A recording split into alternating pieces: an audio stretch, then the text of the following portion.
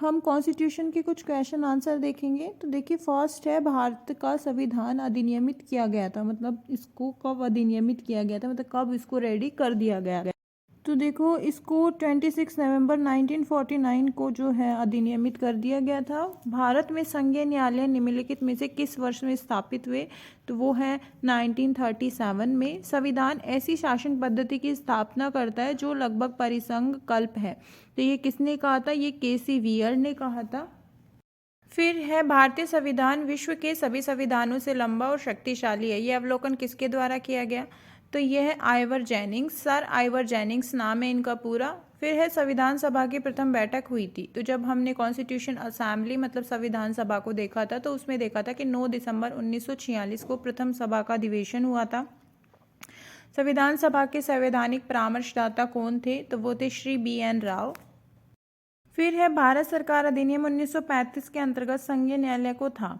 तो वो था मौलिक अपीलीय और सलाहकारी क्षेत्राधिकार। नेक्स्ट क्वेश्चन है, भारतीय संविधान का निम्नलिखित में से कौन सा अनुच्छेद संसद को नए राज्यों के निर्माण, वर्तमान राज्य क्षेत्रों के सीमा और नामों को बदलने की शक्ति देता है?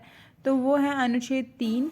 जब हमने पार्ट फर्स्ट देखा था तो उसके अंदर था, शक्ति पृथक्करण के सिद्धांत को देने का श्रेय किसको जाता है? तो वो है मॉन्टेस्क्यू। नेक्स्ट क्वेश्चन है, राष्ट्रपति की आपातकालीन शक्तियां संविधान के साथ कपट है, किसके द्वारा कहा गया? ये KM नाम्बियार। फिर है, निम्नलिखित में से किसने कहा कि भारतीय संविधान एक सशक्त केंद्रीयकृत प्रवृत्ति वाला परिसंघात्मक संविधान है? तो ये सर आइवर जेनिंग्स ने। संविधान में प्रबल केंद्रीय संघ की विचारधारा का उपबंध लिया गया है। तो ये कनाडा से लिया गया है। जो हमने फॉरेन सोर्सेज देखे थे उसके अंदर था। भारत का संविधान परिसंघीय प्रकृति का है क्योंकि संघ और राज्यों के मध्य शक्तियों का विभाजन है। निम्नलिखित में से कौन भारत के संविधान की प्रमुख विशेषता नहीं है? तो कौन सी नहीं है? देखो, विश्व में सबसे बड़ा संविधान है, सही है। संसदीय प्रणाली की सरकार है, ये भी सही है। दोहरी नागरिकता नहीं, यहाँ पे एकल नागरिकता है, सिर्फ हमें इंडियन सिटीजन के नाम से ही जाना जाता है, यहाँ पे कोई और नागरिकता का प्रावधान नहीं है। तो ये सी है कि जो विशेषता ये संविधान की हमारी विशेषता नहीं है। फिर है, न्यायपालिका की स्वतंत्रता, ये भी जो है सही है। ठीक है, तो हमारा जो आंसर है वो सी होगा। फिर है, निम्नलिखित में से कौन संसदीय शासन प्रणाली के लिए सही नहीं है? तो वो है, सभी मंत्री व्यवस्थापिका के निम्न सदन के सदस्य होते हैं। भारत का संविधान है आंशिक रूप से कठोर व आंशिक रूप से लचीला, क्योंकि ये कठोरता भी है कई जगह और कई जगह इसमें लचीलापन भी दिया गया है।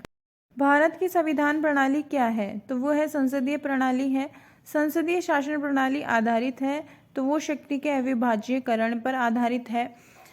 संसदीय प्रणाली है जो कि ब्रिटिश के जो कॉन्स्टिट्यूशन है उससे ली गई है। निम्नलिखित वादों में से उच्चतम न्यायालय ने किस वाद में निर्णित किया कि संविधान जो है जनता की इच्छा के ऊपर अभिभावी होता है?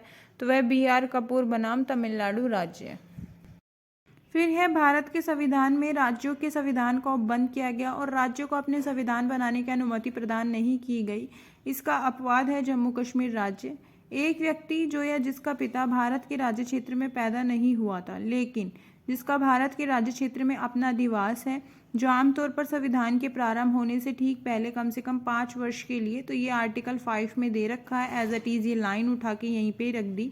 अगर ऐसा कोई क्वेश्चन आता है तो आपको आर्टिकल का जो अंदर का मैटर है वो भी पता होना चाहिए कि कहाँ पे दे रखा है। तो अब ये जो अनुच्छेद 5 तो याद आ गया, पर ये कौन से क्लॉज में दे रखा है? अनुच्छेद 5A के अंदर है। भारत का संविधान लागू हुआ तो वो 26 जनवरी 1950 को लागू हो गया था। उसी दिन गणतंत्र दिवस मनाया जाता है। फिर है, भारतीय संविधान के किस संशोधन ने प्रस्तावना में 2 शब्द जो समाजवादी और धर्मनिरपेक्ष शामिल किए थे? वो 42वां संविधान संशोधन था जो कि 1976 में हुआ था। फिर है, भारतीय संविधान का कौन सा भाग राज्य के नीति निर्देशक सिद्धांतों से संबंधित है? तो वो है भाग 4। भारतीय संविधान के अधिकांश प्रावधानों में संशोधन किया जा सकता है अकेले संसद द्वारा, राज्य विधानमंडल द्वारा मिलकर कार्य करना, केवल आधे राज्य द्वारा अनुसमर्थन पर, और संसद और राज्य विधानमंडल की संयुक्त मंजूरी से। तो ये है अकेले संसद द्वारा। भारतीय संविधान के अधिकांश प्रावधानों में संशोधन अकेले संसद द्वारा किया जा सकता है। भारत के संविधान में कितनी अनुसूचियां हैं? तो भारत के संविधान में 12 अनुसूचियां हैं अभी वर्तमान में। पहले 8 थी, बाद में 4 है जो इसमें ऐड की गई थी संशोधन के द्वारा। तो अब टोटल करके 12 अनुसूचियाँ जो है भारतीय संविधान में शामिल की गई हैं। फिर है भारतीय संविधान की 8वीं अनुसूची में कितनी भाषाएं शामिल हैं, तो वो 22 जो हैं आधिकारिक भाषाएं हैं, ऑफिशियल लैंग्वेज हैं, वे संविधान की 8वीं सूची के अंतर्गत आती हैं। निम्नलिखित में से कौन भारत के संविधान सभा के अध्यक्ष थे, तो जो अध्यक्ष थे वो डॉक्टर राजेंद्र प्रसाद थे जो परमानेंट थे, और जो टेम्परेरी थे जो डॉक्टर सच्चिदानंद सिन्हा थे जो कि टेम्परेरी माना जाता था उनको, अस्थायी अध्यक्ष जिसको हम बोलते हैं। देखो फिर है किस संविधान संशोधन ने मौलिक अधिकार पर राज्य के नीति निर्देशक सिद्धांतों को प्राथमिकता दी, तो वो है 42वें संविधान संशोधन ने मौलिक अधिकारों पर राज्य के नीति निर्देशक सिद्धांतों को प्राथमिकता दी। फिर है शासन की एकात्मक पद्धति का लाभ है, तो वो है दृढ़ राज्य। शासन की एकात्मक पद्धति में केंद्र सर्वोपरि होता है जो कि राष्ट्र को सुदृढ़ता प्रदान करता है। निम्नलिखित में से किस देश का अलिखित संविधान है, तो वो है यूके का। भारत की संविधान सभा किसके कहने पर बनाई गई थी, तो वो है कैबिनेट मिशन 1946 के। भारत की संविधान सभा का अध्यक्ष कौन था, तो वो थे डॉक्टर राजेंद्र प्रसाद। फिर है राजनीतिक समता पाई जाती है, तो वह सार्वभौमिक वयस्क मताधिकार में। धर्मनिरपेक्ष राज्य किसे कहते हैं, जिसका अपना कोई धर्म ना हो, ठीक है, मतलब सभी धर्मों को समानता से मानता हो। तो ये 42वें संविधान संशोधन द्वारा 1976 में जोड़ा गया था। फिर है भारतीय संविधान केवल सरकार के लोकतांत्रिक रूप की कल्पना नहीं करता, बल्कि एक लोकतांत्रिक समाज की भी कल्पना करता है, क्योंकि यह इसकी विचारधारा से ओतप्रोत है।